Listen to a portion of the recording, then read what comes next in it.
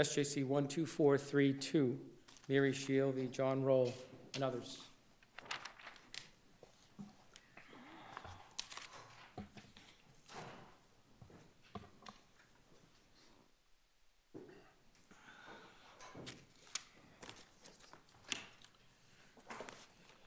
Mr. Spallina, good morning. A good time to appear before us where branches are falling all over the Commonwealth. Hope you concentrate wonderfully on this case. So, good morning, Chief Justice, members of the court. My name is William Spallina. I represent the plaintiff appellant in this case, Mary Shiel, and we're here seeking to have the court change the law in Massachusetts regarding the liability of the owner of a land who has trees whose roots or branches protrude onto adjoining property. And I want to make clear we're not asking the court to make some grandiose revision in the law, opening the door to all kinds of lawsuits. We're seeking a very narrow change in the law that will prohibit or discourage claims that are not really serious, but allow people to seek relief either by injunctive relief or for damages where there is serious damage or impending or threatened damage to their property because of roots or trees. What I'm not clear about is the scorecard. Yeah. And I didn't get it from both briefs. How many states follow the Massachusetts rule? Yeah. And how many follow this Hawaii rule, I guess? Well, I think most states still are historically follow basically the Massachusetts rule with minor variation. It seems that there's three issues. One, what's the liability for a healthy tree? Two, what's your liability for a tree that is determined to be unhealthy? And three, what's your right to do self-help? Most states seem to say you have the right to self-help. You can cut down branches that are protruding or roots that are coming on your property. Other states, almost all the other states have some combination of if it's an unhealthy tree, there's liability. Massachusetts has that rule. And most states who have that also say that if you have no right to seek relief, either damages or injunctive relief for a healthy tree. So the only states that have changed the law in this regard, all of them have considered the Massachusetts rule, are starting in 1981, Hawaii adopted a new rule. 1985, New Mexico, 1986, Illinois, 2002, Tennessee, 2007, Virginia, and finally in 2012, North Dakota. It's important to note that all of them considered the Massachusetts rule and found it to be outmoded and no longer to be the way to go. They noted that Massachusetts rule came from a 1931 case, Mickelson versus Nutting, which this court reaffirmed in the 1983 case, Ponce, saying that no other case had been brought to this court's attention in which liability had been imposed in such circumstances. And except for Hawaii, which was 2 years earlier, that was true. Maybe Hawaii was considered an outlier, both figuratively and literally, but since then, the trend has started to shift. And what the courts seem to be noting is that we are now living more in an urban or a suburban setting and not in a rural setting where people owned large tracts of land and it would be virtually impossible for them to police every tree that was on their property. And consequently, conversely, these days trees take on more significance because of the close density that people now live in. Trees border people's property, protrude huge branches over driveways where people park their cars next door. They can send roots that can crack a foundation or under both, a sewer pipe. Under both the Hawaii rule and the Massachusetts rule, you can do self-help, right? You can. So we're not eliminating the sort of tension caused by self-help, right? We're just giving you another option. Is that what we're doing? You're giving someone the option to go to court, which is important because the self-help rule basically says you're on your own, figure it out yourself. And as some of these courts have noted, it fosters a rule of the jungle type mentality. How do you help yourself? I mean, this is just sort of an aside. How do you help yourself with roots that are growing onto your property or a tree that's 100 feet tall? Well, that's the problem. It's very expensive. If you want, and this tree is a very, very tall tree with very, very large branches protruding. You can't do it yourself. Not self-help means you can do it yourself or hire somebody. That's expensive. It costs a lot of money to bring a tree company in to cut down big branches. Roots would require you to hire a company to do excavation. How does that work where, you know, my neighbor has this beautiful majestic tree on the property and I'm worried about my septic system, and I get a landscaper or somebody come in with a backhoe and just rip up all the roots on my side of the fence. Can I do that? Yes, under the law in Massachusetts, you're allowed to. And then the tree dies. That's maybe one of the reasons why it would be helpful to give people the right to go to court if there's something serious or impendingly serious like that, because otherwise you foster bad feelings from the neighbor. I guess what struck a chord in the other brief is what I think a number of us have seen in these neighborhood dispute cases where people come in and argue about trash being left out on the stoop. You know, they argue about a number of things. They run for injunctive relief.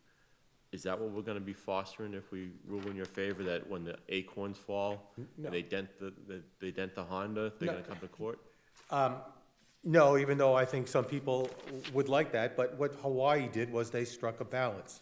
Hawaii said that in order to bring an action, there has to be a showing of imminent danger of causing harm. Overhanging branches or protruding roots constitute a nuisance only when they actually cause, or there is imminent danger of them causing sensible harm to property other than plant life in ways other than by casting shade or dropping leaves, flowers, or fruits.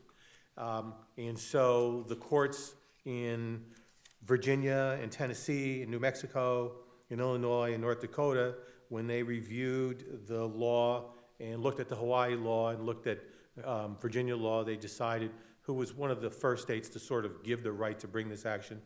They all found that the Hawaii law struck a sensible balance between not having all kinds of lawsuits every time an acorn dropped, but at the same time giving people the right to bring an action if there is imminent danger of causing harm or there is actual harm. Can I ask how it works? So if my neighbor has a giant, very healthy tree with a big branch hanging over my house, I can cut down that branch under Massachusetts law, right? Yes, and it will cost you a lot of money to do it. But under Hawaii law, I take it I can bring an action saying that that overhanging branch of that healthy tree needs to be removed by my neighbor because of the winds, or what, or can I not? How does that work? No, you'd have to show under Hawaii law that it was imminent danger of causing harm. What does that mean, imminent danger? Because I I think thought you'd we're have to- dealing with healthy trees, right? You'd have to bring in someone to produce, you'd have to produce some evidence more than there's just a big branch hanging over. You'd have to show that the big branch for some reason is in danger of breaking. Well, I mean, okay, so in the last 2 days, we've had 60-mile-an-hour winds and 80-mile-an-hour winds. Is that enough under the Hawaii rule, that a big branch and giant winds, or do I have to get an expert that would show that? You'd have to get it. I need a physicist to show that that level of wind with that kind of tree will knock it down? You'd have to meet the burden of proving that there is imminent danger of causing harm. I And thought you don't said think a there was layperson- self-help. What's that? I thought you said there was self-help both in Massachusetts There and is. Hawaii. There is. So So- you You could could choose cut to do down that. the limb yourself, You could cut it down. You could climb up and cut it down, or hire somebody. hire And then somebody. you could sue for damages for costs? Is that it, if you did can't that? sue if you do self-help. You can't sue. That's literally going out on a limb. Yes. How long did you have that? How long did you have that? So That one, we can't strike the record, I'm afraid. I have to let that one stand. The particular damage here was to the roof of your client's home. That's true. But and arising from resin? Rising from whatever. Algae? Was that Algae. That But I was- mean, tell me what the process was whereby Apparently- those trees caused that harm. What happens is if the branches are so big and the leaves cover and shade the roof, when it gets wet, it doesn't dry. And if it never dries, then algae starts to form on it. And that's what happened. And in your view, would that fit the Hawaii standard of imminent danger of causing sensible harm? I'm not sure what sensible means. What does sensible harm mean to you?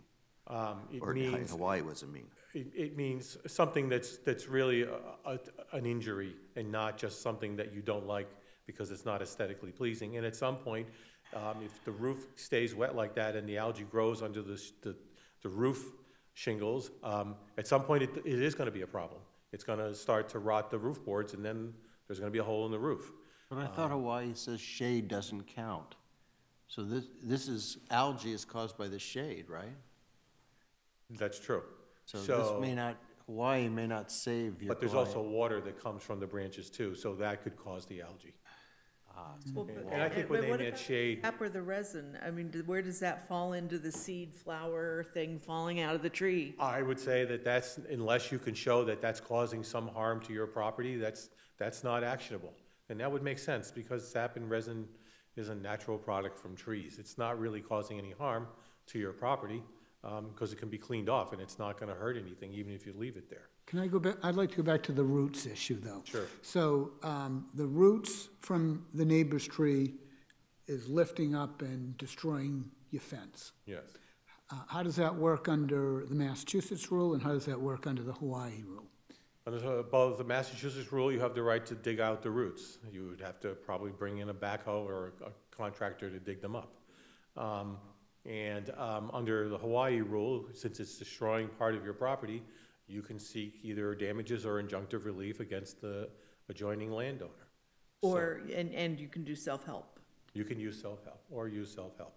So in Hawaii, it says, if such is not done within a reasonable time, so you can say to your neighbor, these roots are digging up or screwing up my septic system.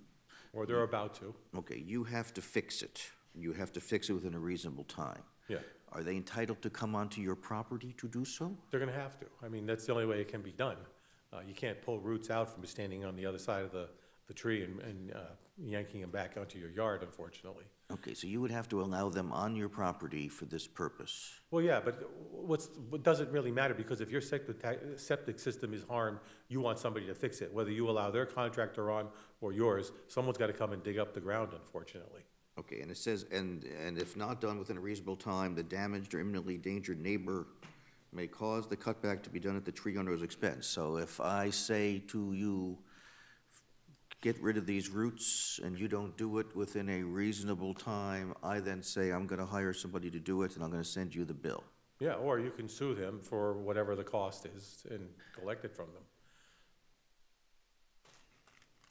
North Dakota, in their decision, used the phrase, does not materially harm, but then they adopted the White Cell decision from Hawaii, finding it voices a fair and rational solution, permitting a landowner to grow and nurture trees and balance it against the duty of the landowner to ensure their property does not materially harm their neighbors. Then do I have an obligation in the situation that I'm just telling you to say to you, the roots are causing this problem? What if I don't say that, and then I just discover that my septic system has been damaged? Are you liable for that? Are you liable for that? Well, I mean, if someone sues, you can, the owner of the property where the tree is located can assert a defense of contributory negligence and say, you didn't take steps to timely stop this when you could have or should have known about it. Roots don't grow overnight. They take a long time to go over to a septic system. They will find a septic system if it's leaking, because whatever leaks out, a tree considers nutrients. And so the roots naturally gravitate towards it. Now, this is not a negligence claim. It would be a nuisance claim, I believe, correct? Yes, we're seeking we allege two theories in our case, nuisance, a public nuisance, or a private nuisance rather, and trespass. Well, trespass would not permit a comparative negligence No. defense, and does nuisance? Well, I'm not sure if nuisance does. It probably doesn't. But nuisance also means that there is another hurdle that the person bringing suit has to overcome that's going to discourage a lot of suits, because you have to show that the conduct was negligent, negligent or an abnormally dangerous condition or activity. So mere falling of leaves or a branch that you think may fall in the wind is not necessarily an abnormally dangerous activity. So it would be a private nuisance, and you would have that burden to overcome that hurdle before you could even proceed with a lawsuit. The other states But have how most- am I supposed to know that I'm causing a nuisance on your property? Well, If you have put up a tall fence, or if it's a roots, how am I supposed to know what's happening below the surface? you are going to either have to check, or you're just going to have to wait to find out. You know, if you know you have trees on your property line that are really, really big, you know that there's a problem or potential problem with the roots of those trees. The septic tank system argument may also backfire on someone, because tree roots wouldn't necessarily go to a septic tank unless nutrients were leaking out what the tree considers nutrients, which means you've done something wrong yourself. You have a defective septic tank. So when something starts to happen like this, usually it happens very slowly, so you'll see something to indicate it. But if roots from your tree are doing something to somebody's foundation of their house, then you're really living really close together. And at some point, you have to take that into account when you decide either have or keep trees that height on your property line. That's nothing different from if you decide to divert water in a way that may go over your property line to someone else's property, or leave a pile of gravel in your backyard that theoretically could wash out onto their driveway. You have to pay attention to what you're doing with your land. Does it nuisance usually require you to knowingly do something of that, you know, you're building fires, you're doing all sorts of stuff that's gonna interfere? I don't believe nuisance requires that you know you're doing something that's causing a problem. But if you have a tree that's that big, at some point I just don't see how this tree root theory complies with an ordinary case of nuisance. It just seems odd. It could, if at some point the trees are breaching someone's foundation, it could be considered a dangerous activity because of what it's gonna do to the house. So at that point, you would be aware of what's going on. And that's when your responsibility starts to do something about it. Did I hear you correctly when you said that Hawaii, I don't know if you mentioned North Dakota, in addition to having the option of going to court if the roots are destroying the septic tank or the fence, that you still have the option of self-help? My understanding is they do, yes. I don't think I think probably every state allows self-help. And so you support that, even though you're requesting a change? Yeah, I think it gives everybody. How does that reconcile with your view that, that this change will sort of affect an orderly community and get rid of the law of the jungle? It gives you make a decision as to whether or not you want to engage counsel and try to prove that the tree is causing harm, imminent harm or serious harm to your property, or whether you'd rather just pay someone to cut the offending branches. But at least it allows you to, you have the right to go to court if you so choose. That's why. Again, Massachusetts on unhealthy trees, do we allow, it's all self-help on unhealthy as well as healthy trees? Yes. Okay. Yes. But I believe dead trees are not covered by the Massachusetts rule, correct? No, they're not. Yeah. So And that- which what does that policy- mean? Oh, go ahead. Sorry, I just want to make sure I understood your answer to the chief's question. What does that mean? Dead trees not covered, what does that mean? You can be held negligent for damage caused by a dead tree branch in Massachusetts. Okay. Well, dead tree. Or a dead tree, yes. Wait, so a branch and a tree, or a branch or a tree, or? Well, if the tree is, if the tree is sick and unhealthy, and a branch or the tree falls and causes damage, personal injury or property damage, you can be liable for that. Okay, so it's not just self-help on an unhealthy tree. Right. It's an unhealthy tree that drops a branch. Yes, That you could already get recovery for. yes, on the theory that the person was aware of what could happen if they didn't take the sick tree down. Which of these approaches, in your view, the Massachusetts or the Hawaii approach, encourages more trees? Which encourages more trees? More trees. Well, The Johnny Appleseed. no, Hawaii has a lot of trees. They seem to be doing okay. They've had this rule for 40 years. So I would say the Hawaii approach. And I'm really asking the court to change the law, as Hawaii has done, and not open the floodgates, but keep it just so that there are only serious cases coming into court. And this court should not be concerned with a flood of frivolous cases. 40 years ago, this court decided a case called Aegis versus Howard Johnson, where it decided that someone could maintain an action for emotional distress without any physical injury, and the court itself was aware of what the reaction to that was going to be, that there's been a concern that it would open the floodgates to all kinds of lawsuits.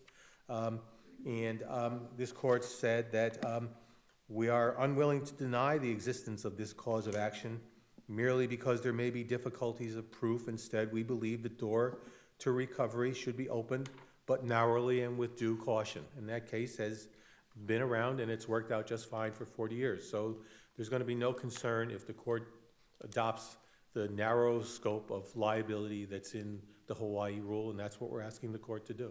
All right, thank you. Thank you. Mr. McGinnis. Good afternoon, Mr. Chief Justice, Associate Justices. My name is Dan McGinnis. I represent the defendants in the underlying case, Mr. and Mrs. Rowell.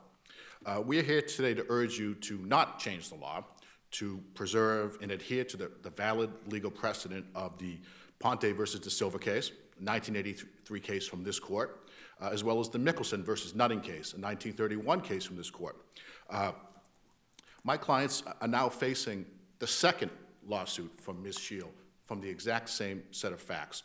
We would suggest to you this court need not even reach the issue of the vitality of Ponte, because this case can and should be decided strictly on the basis of res judicata claim preclusion. In our record appendix, the plaintiff, the parties are neighbors in Randolph, adjoining homes. There is a tree. Isn't there, I'm sorry, the first case was a small claims case, right? I'm sorry, Your Honor. The first lawsuit was a small claims lawsuit. It was, Your Honor. So I think the contention is that this is damages since that small claims case was adjudicated. Your Honor, I've uncovered at least four cases in which the three elements of res judicata are identity of parties, identity of causes of action, a valid final judgment on the merits of a court of competent jurisdiction. I have at least four cases that say that a small claims decision is a court of competent jurisdiction. that's- But I still, give the him. damage, I think what Justice Lowy's saying is that the damage it's a continuing damage, it keeps happening, or it's a new damage, so it's a new cause of action. I'll address that. We vigorously dispute that. The same damages claimed in the small claims action are the same damages claimed in this action. The record appendix will bear that out. This was a 1-hour small claims trial.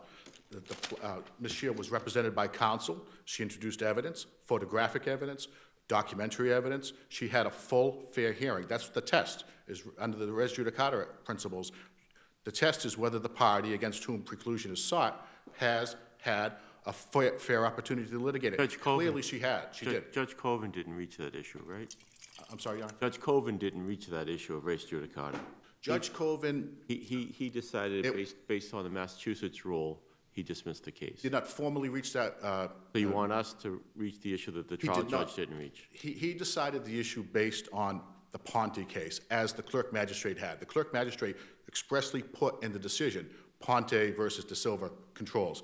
Judge Colvin, who wrote a fine opinion, said essentially the same thing, and said, in our brief, argues this, that as a trial court, he has to adhere to Ponte, as do the intermediate appellate courts. It doesn't mean that he rejected the argument. In fact, as we were leaving, he indicated that this was not the case to bring up to the court, to the SJC, because he felt that there were procedural infirmities with this case. And we argue that, obviously, the cleaner way to get from point A to point B, from Judge Coven's perspective and the appellate division, was simply Ponte controls. No need to get into res judicata. And that's how we briefed the case, Your Honor, to the appellate division and to the appeals court. Obviously, the dynamics change now that we're here. But I think that the res judicata principles apply. There are identity of parties, the same exact causes. She claimed $12,500 in damages in the small claims case. She acknowledged that she... Is the small claims case in the record here?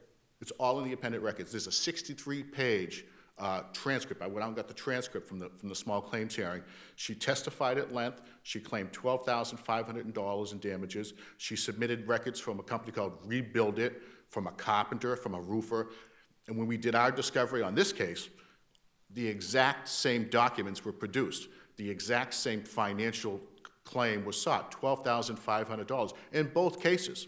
So there is no separate action. There is no continuing action. And I think we should emphasize here, all of the cases cited by my brother have some real damage. They have, first of all, 4 of the cases cited are strictly invasive roots cases. They're not tree cases. There are only 2 pure tree cases, the Herring case from North Dakota and the White Cell case, the Hawaii case. The other cases are roots cases. They don't apply here. Do we have a different rule for roots? That's the Mickelson versus Nutting case. That's 1931. It's the same rule, but the attack here seems to be on Ponte rather than Mickelson. So we would suggest they're both good law and they both control. But I think those cases can be easily distinguished. First of all, 3 of them are just simply intermediate appellate cases. They are not even cases from the state Supreme Courts. 2 of them have dissents. 1 was a 2-1 opinion. One of the dissents in the North Dakota case speaks highly of the Massachusetts rule.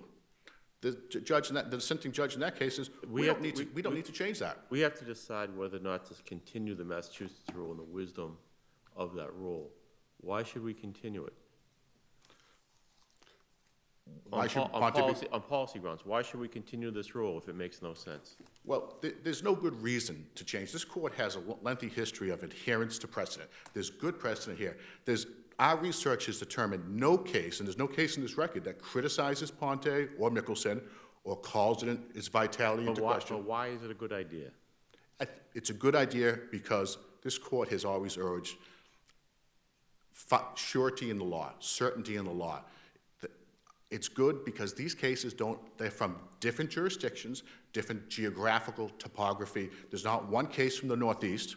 There's not one case from New England. The closest case, I think, is Virginia or Tennessee. The land mass is different there than it is. Certainly Hawaii is different. Other than saying we're right because we're right, why should we continue this as a policy matter?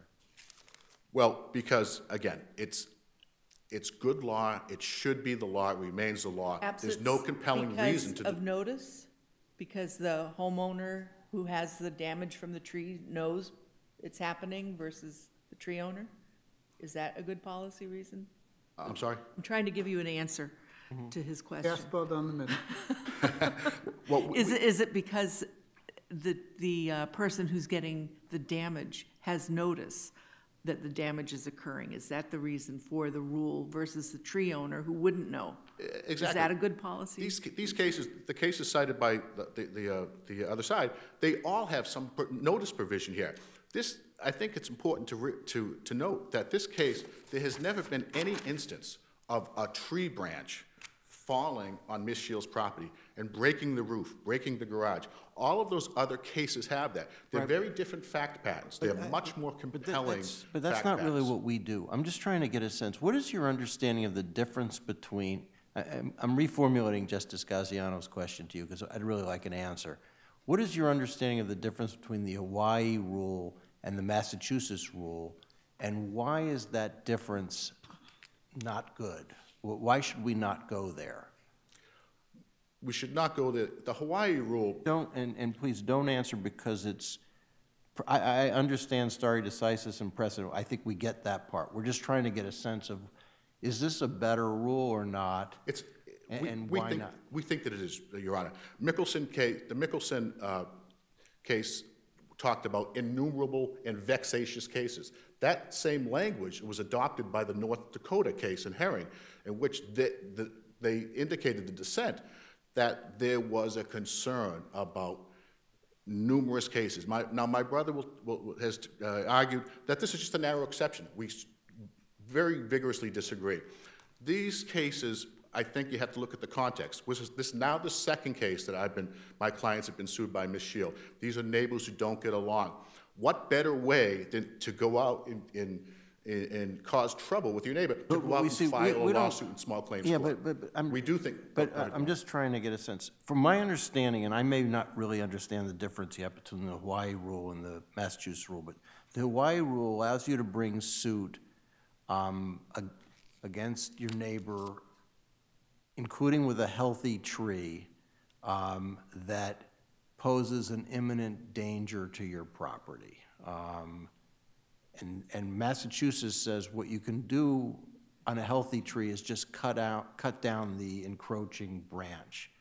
And I think your brother argues there's more, by allowing you to go to court, you're providing a little more flexibility into the system. And I may be mischaracterizing the rule, but is that not a good thing, or why is that not a good thing or a bad thing? Because it will, and it also will deal with the fact that sometimes the tree is gigantic and it's very hard to sort of, on your property, go up there and knock it down. So why shouldn't we extend the rule a little bit to deal with that problem? Well, again, I think we're not just deciding your client's case, we're deciding a rule that's going to apply to lots of cases. I think the concern is, in our situation, as well as some of the other cases that have been cited, again, the numerosity of potential for new cases to come out, vexatious cases, serial cases. Under my brother's interpretation, the argument he's made to this court, anybody could go out the next day and file a lawsuit against their neighbor because they don't like the leaves that are coming down. They could do that day after day after day. The Hawaii case says that leaves coming down and fruits of the tree are not, and shade are not recoverable, that it's only this imminent. Well, those are the facts of this case. Well, I know you could win under Hawaii too, and you may very well, and probably will, if it's all it is that shade and rain. But I'm just, again, it would be helpful, because you're an expert in this, to know why the one rule is better than the other from your perspective. I would suggest that even under the Hawaii rule, I agree with you on it. I think we would win. The Hawaii rule requires actual touching of branches to the property, the offended property. We don't have any evidence of that here in the record. It requires sensible harm, palpable harm. We don't have any evidence of that here in the record. We have substantial evidence in the record that this complaint of damage was actually old damage. So the facts here are vigorously contested. I guess what we're saying, this is not the case. If the court is interested in reviewing Ponte or Mickelson, this is not the proper case. The facts here are not compelling. The plaintiff's own daughter testified in our favor at the small claims hearing, saying that damage to the interior of the roof wasn't caused by the tree. It's been there for 12 years. There's no expert evidence in the record causally relating any of these claimed damages to this tree, which doesn't come anywhere near the property. Let's go back to Justice Gaziano's facts and tell me how it would work under Ponte versus De Silva and Mickelson. So what if the roots from your neighbor's tree are starting to impact your septic system or your fence? Under Ponte versus De Silva and Mickelson, how does that work now in Massachusetts? Again, self-help is the only remedy, unless, of course, neighbors can agree to try to handle this in an amicable way. So they get along as swimmingly as these plaintiff and defendant. Absent that, you hire a company, you dig up the roots, and you eradicate the problem. That's the law. That still is, by the way, still the law in all of these 6 jurisdictions that have adopted the Hawaii rule. They all have retained, as an express part of the opinion, the self-help. So I think it's also important to note most of these cases were cases of first impression. So this notion that, well, they rejected the Mass rule, I would suggest is a little bit of an overreach. They had the choice of 3 or 4 different approaches: the restatement approach, the Virginia approach, and the Hawaii approach. In most of these appellate cases, went through it and said, well, we think the Hawaii approach is the better approach. It wasn't this demonization of the Massachusetts approach. It was simply, well, we think this is better for us where we are, whether it be Hawaii or North Dakota or New Mexico. What's the restatement approach? I'm sorry, Your Honor? There's a restatement approach? The restatement approach is disfavored. It's not really, the restatement suggests a dichotomy between a planted tree and a natural tree. It's unworkable, and it's largely been put aside. There really is only one approach now, the Hawaii approach. Virginia, for some period of time, had a requirement that the tree be noxious, but that's been eradicated, so essentially Hawaii is the alternative approach. But I think the Chief Justice was asking some questions the other day, a few moments ago, of my brother, and suggests to me of the language of Ponte, in which Ponte says, this approach where we allow recovery is unworkable. And it is unworkable. From a logistical standpoint, going forward with the model that my brother would have this court adopt is unworkable. Well, I'm confused by that, because in Justice Gaziano's hypothetical, you bring a suit that says the roots are going to destroy my septic system. I take it, the answer is, okay, how much did it cost to remove? It's basically imposing the cost of doing the project on you rather than on him. It's shifting who does the work, isn't it? That's true, as a matter of fact, but the cases But it's not, uniformly then say it's not this is the natural process. But it's not unworkable. The law is not unworkable. It's not that I hate to break it to you. This is probably not the most complicated thing to figure out. I'm not sure what the right rule is, but it's who pays, right? One side pays lawyers to sue the other, and then the other has to do the work, as opposed to you do it yourself. In a perfect world, yes. Mm-hmm. This case is illustrative of why that wouldn't work in a practical sense. Many neighbors don't get along. The worst cases I've seen in my practice are neighbor disputes, which is what this is at bottom. It's a neighbor dispute. So I think to suggest that it's workable, I may not be be a realistic view. All right, thank you. Anymore? Thank you. All right.